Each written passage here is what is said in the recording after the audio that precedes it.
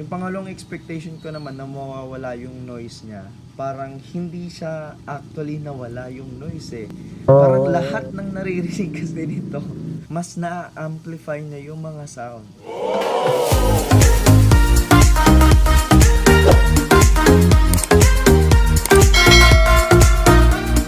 Hey guys, what's up? It's Jess Aquino and welcome back to another vlog. Sa panibagong vlog natin na ito ay mag-unboxing and magre-review naman tayo ng isang product na na-order ko sa Lazada. So, ito ay ang Boya microphone. At kung bago ka pa lang sa aking channel, ako nga pala si Jess Aquino. At wag mong kakalimutang mag-subscribe sa aking channel para makasama kita sa aking mga future vlog. Alam niyo guys, bago ko to binili, is pinag-isipan ko po pinag-isipan ko muna ng how many times, 100 times or mahigit. Dahil sa matagal kong pag-isip, ginawa ko na lang siyang goal. At yung goal ko is bibilhin ko siya pag monetize na tayo. Yun nga, this March is na-monetize na nga tayo at yun yung goal ko this year. So, congratulations to me.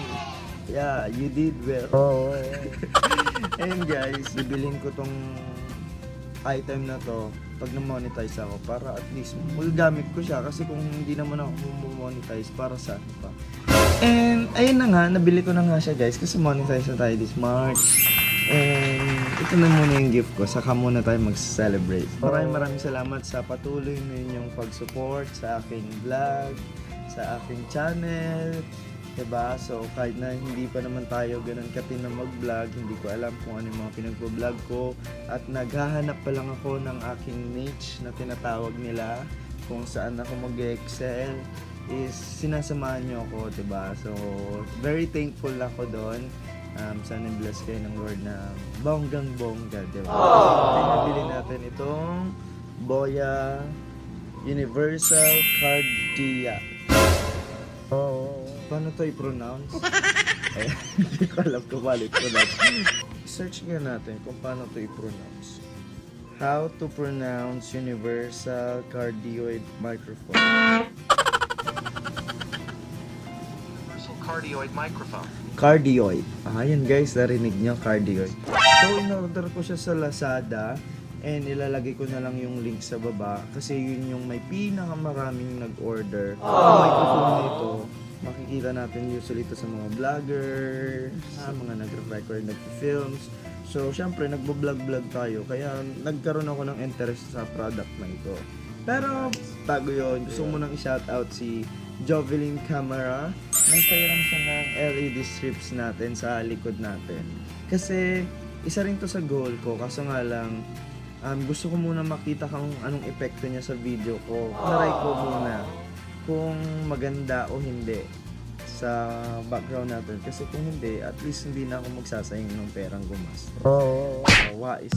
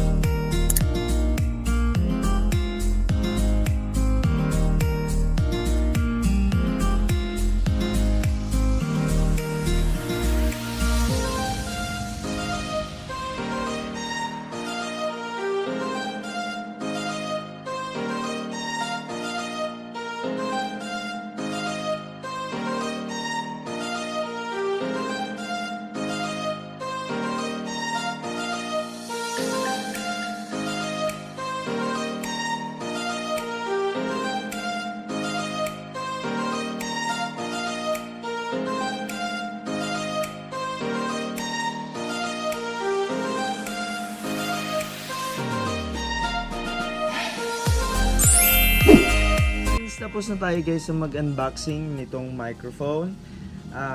Iti-testing na natin siya. So, bago natin siya i-testing, ano ba yung mga expectation ko sa microphone na ito? So, syempre, bago naman tayo bumibili, di ba, meron tayong mga expectation.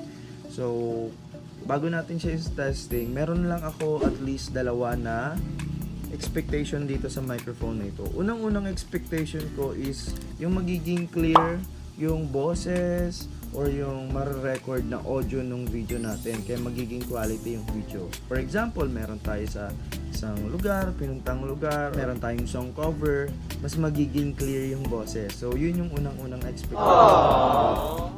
Pangalawa naman na expectation ko is yung meron siyang noise cancelling. So, for example, siguro kung may mga scratches na sound, yung mga ganon, siguro mape-prevent niya. You guys na mga nanonood dyan na wala pang ganito, comment down below kung ano yung mga expectation nyo para at least, di ba, makita ko. Yan guys, so isa-set up na natin itong microphone natin sa ating phone. So, take note guys, phone vlogging lang ako. Kaya, papakita ko sa inyo kung ano yung mga ginagamit ko rin sa Siyempre, unang-una, since phone vlogging tayo, ginagamit ko itong phone, Realme 6i. Meron din akong unboxing video nito. Ayun guys. So, ito yung ginagamit kong pang-vlog. Pangalawa naman is yung tripod. And maliban dito sa tripod na to, syempre, kailangan natin ng camera holder. Itong camera holder natin. Itong camera holder naman natin, in-order ko lang din sa Lazada ito. Kasi nga, yung nilalagay dito, walang lalagyan ng microphone or parang extension sa taas. Kaya bumili ako guys ng itong camera holder natin. So syempre hindi mawawala itong ano natin, itong binili natin.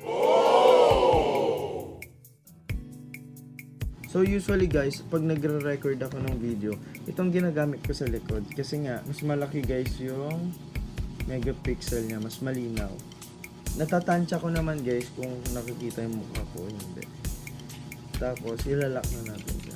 I-testing muna natin siya guys ng walang microphone. So ito na, i-transfer na natin sa camera. Ayun guys, so ito yung video natin na walang microphone or hindi po naka-inject yung microphone. So kung maririnig nyo guys yung boses ko, ito yun. Ito yung microphone mismo ng cellphone. At maririnig nyo rin yung napakaingay kong electric fan na mala helicopter, di ba?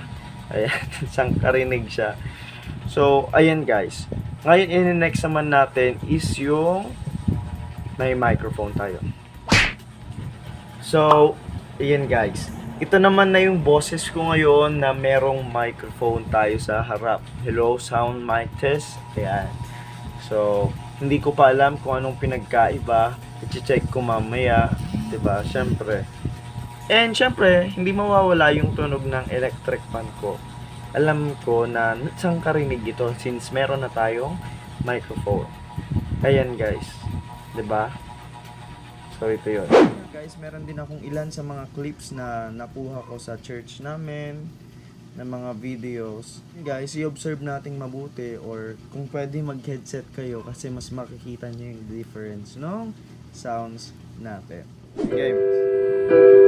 I was blind but now I see. Your mercy does set me free. You found me in my darkest.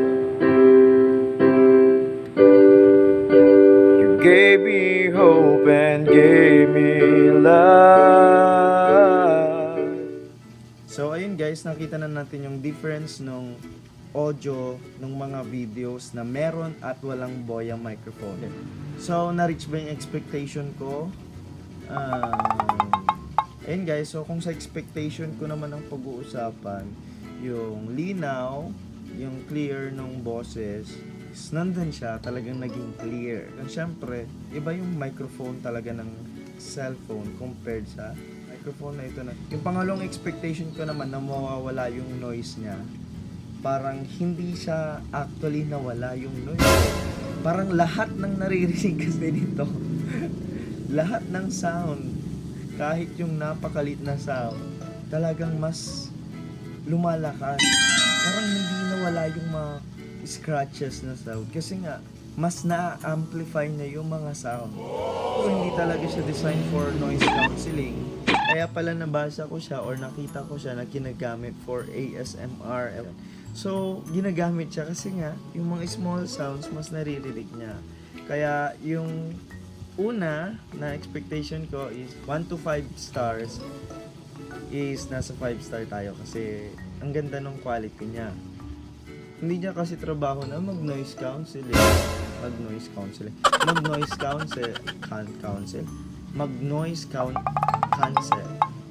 Noise cancelling na ako ng counseling.